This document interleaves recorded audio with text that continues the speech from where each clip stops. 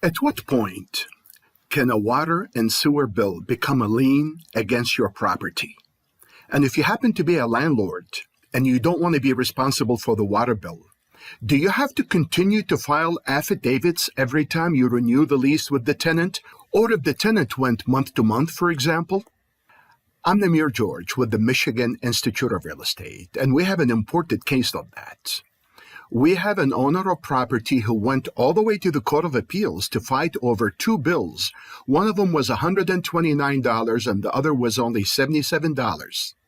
Kind of give him credit for that. That's a lot of work just to prove a point. And he did prove the point because under the law, it says that the water bill can become a lien on the property after it's been delinquent for 6 months.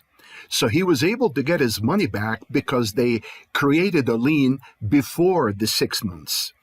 But on the other count, when the tenant's lease expired and he renewed it with another lease, the court stated that he had to file another affidavit.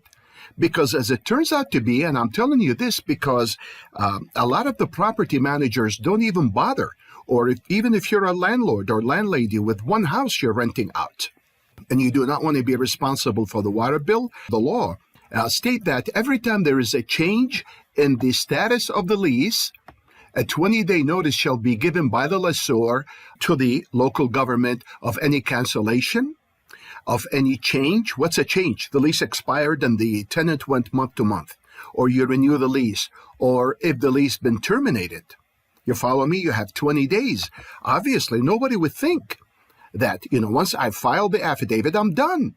The tenant can be there forever. No. Every time you renew the lease, every time, there is a change in the status.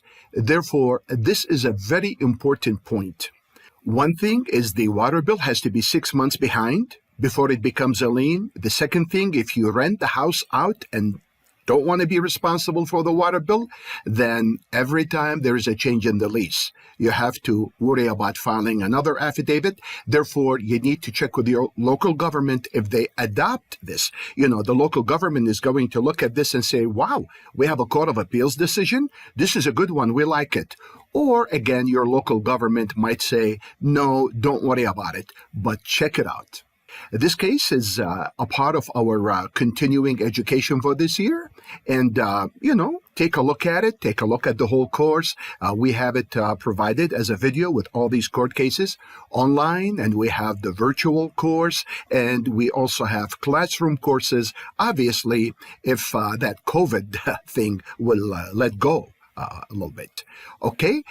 Therefore, you can take a look at this, and this year is the last year when you renew the license by October 31st. Things are changing. It will be renewed starting next year or the next cycle. I'll explain that to you later on. Don't want to boggle your mind with it, but it's going to be different, and you will be renewing based on the date you receive the license. I'll talk to you about it, but the renewal of the license, we need to send you updates on it because the state changed the online system. They changed the website, how you can renew your license this year. Okay? And I will keep you up to date. Sounds good? I'm Namir George with the Michigan Institute of Real Estate.